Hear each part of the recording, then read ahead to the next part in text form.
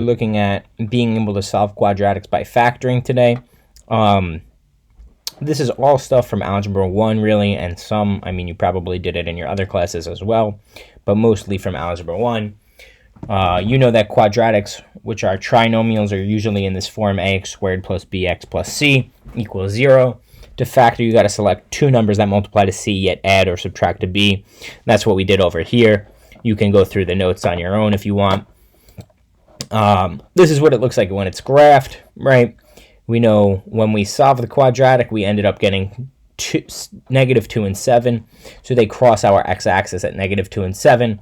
And of course, when you're on the x-axis, y is equal to 0.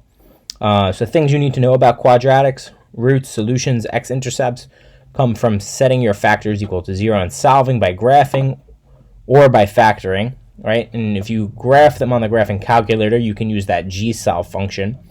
If you're looking for the minimum, maximum, turning point, or a vertex, all things that should pop out on the page when you see questions, you want to look at the gsolve and select min or max, or you can just use the axis of symmetry formula, which is x is equal to -b over 2a.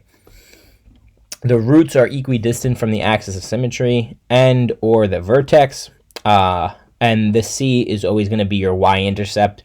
That constant is always your y-intercept, just like in a linear equation as well. So this is just another example of a problem that you've got in your notes. Once you factor them, the only thing different here that we haven't talked about yet, right, the vertex is somewhere right smack in between those two roots. So if we have 2 and 6 on our x-axis, what's between 2 and 6? 4. So we know that our vertex is 4 comma some y value. All right, so let's take a look at the practice questions. This way you can do your homework assignment or your classwork assignment on your own. So the first one they give us: let f of x equal x squared minus 6x plus 8. So we got to find something that multiplies to c and adds to b. Well, we got to find factors of 8 that add to -6. This should be pretty simple. We know this is positive, right? So when I factor this, I should have x minus and x minus, because that's the only thing that's going to give me a positive when I multiply, but a negative when I add. So factors of 8 are 4 and 2. So if I multiply 4 and 2 together, these -4 and these -2, I get a positive 8. And if I add them together, I get a -6. So that's part A, factorize part A. Now it says, hence otherwise solve the equation, right? Well, if we're solving, we're just looking for whatever those roots are, right? The solutions to the equation. So we're just going to set both of these guys equal to 0. So I got x minus 4 equals 0 and x minus 2 equals 0. And I'll add 2 to both sides here. And over here, I'll add 4 to both sides. And I'll end up with my solution being x equals 2 and x equals 4. All right, now they say let g of x equal x plus 3, and they want you to write down the solution to f of x equals g of x. Well, that's easy. They told us g of x was this, and f of x is that. So we're just going to set them equal to each other and then solve. So this is my f of x, this is my g of x, and I'm going to solve. So the way we solve is we're going to want to set this equal to 0 so that we can factor again. So I'm going to subtract x from both sides, and I'll get a -7x there, and I'm going to do this in one step, and I'm going to subtract 3 as well, and I'll get a 5 there. So I get x squared minus 7x plus 5. So now I've got to find factors that multiply to 5 and add to -7. Well, that's pretty difficult for us, so we're going to have to use a calculator to do that, either in the gsolve function, or you'll have to use your quadratic equation, right? X equals -b plus or minus the square root of b squared minus 4ac all over 2a. And this equation will give you both of those. So test this out, or put it into your calculator into polynomial, or put it into your calculator into the gsolve function. But whatever you end up getting, it should be x equals 0.807 and x equals 6.16. And those are the solutions to the set of g of x equal to f of x. Okay? So now consider this function. This time it's a little bit odd. They've given us an a in front of the x squared, but they tell you, okay, if you've got that a there, then f of 2 is equal to -5. So what's the value of a? This isn't as difficult as you might originally think.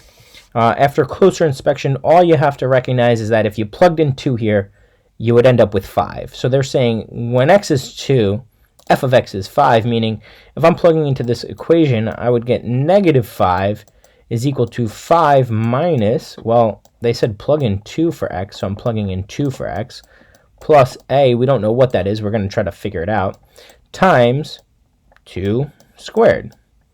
Well, this is pretty easy. We just have a regular equation now, right? -5 equals 5 minus 2 is 3, plus 2 squared is 4. So we've got 4a. We're just going to solve. Subtract 3 from both sides. We get -8 is equal to 4a. And when you divide by 4, you get a is equal to -2. All right? So not too shabby. Now they say find the equation of the axis of symmetry. Right? So I'll do that one over here.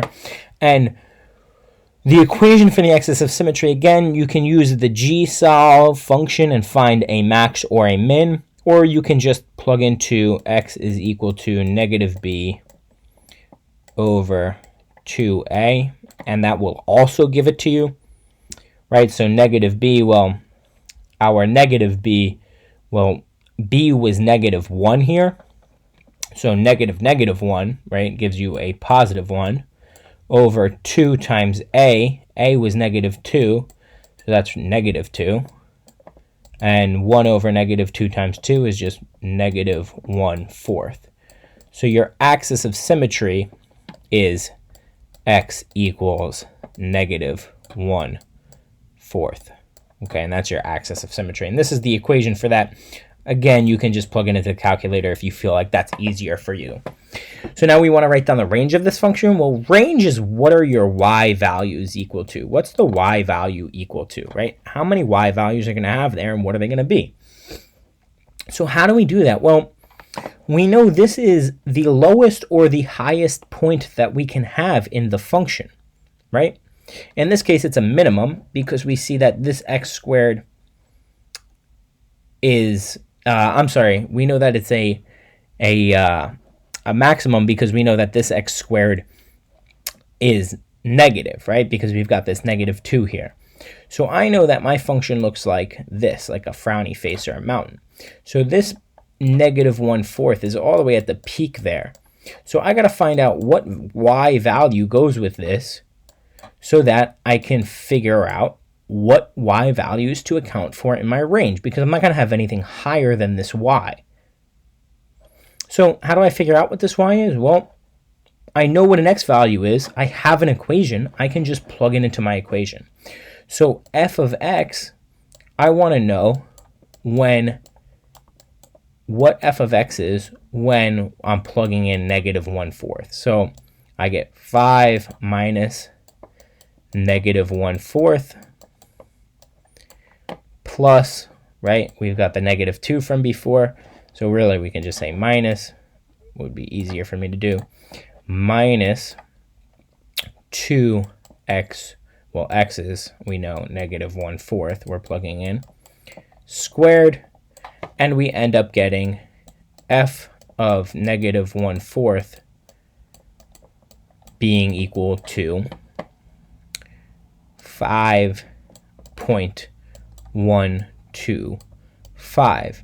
Now, this is not the way to write the answer. All this is telling me is that my y value up here is 5.125. So my vertex is up here, -1/4. comma 5.125. So I know all the values are less than that, so that's how I'm going to set this up. F of x is less than or equal to 5.125. And what this is saying is all my y values are either going to be equal to this or less than this number, and that's what the range of the quadratic function is. Okay, equal to or less than this number. All right, so let's take a look at one more. Here it says y is equal to f of x in this quadratic function. F of x intersects the y-axis at 0.06, the x-axis at 0.10, and the vertex is at 0.2, -2. So write down the equation of the axis of symmetry. Well, if the vertex is at 2, -2, I know my axis of symmetry is at x equals 2, because always it will be my x value of my vertex that is my axis of symmetry.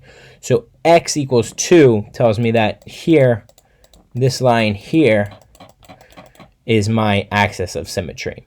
Right? Now it says sketch this function, right? Y equals f of x on the graph below between 0 and 4. Mark clearly the sketches A, B, and C. So we know A is 0, 6, pretty simple. B is 1, 0. And C is 2, -2. So down here, C, 2, -2. So if this is my axis of symmetry, right, and this is my vertex point, I know that this is the lowest point that I'm going to have here because I have points that are higher already. I know no point will go lower than this. And I know if this is the axis of symmetry, I should have points that are identical on this side. So just keep that in mind. So all we've done is we've graphed those points like they've asked, and they're asking for you to sketch the graph between 0 and 4. So I know if these points are going to be identical, I'm going to have to go back up evenly, and one point will lie there.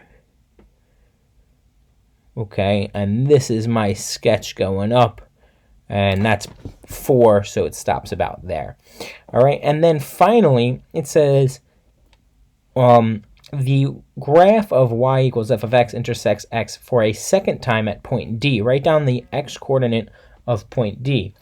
Well, we just did that here. This should be point D, and the reason for that is because this parabola, we know that the parabola crosses the x-axis twice. We already had it once at 1, 0, and I know since this is the axis of symmetry that my next point needs to be equidistant away. So if I went from here to here, that was only 1, so I'm only going to go 1 away in this direction, and I end up at 3 there. And now these points are equidistant, so D should be equal to 3. Well, the point should be 3, 0, so they said write down the x-coordinate for D, so the x-coordinate is 3. And that's the answer, right? Thanks for watching. Please like and subscribe to the YouTube channel. And if you have any questions, please send an email. All right.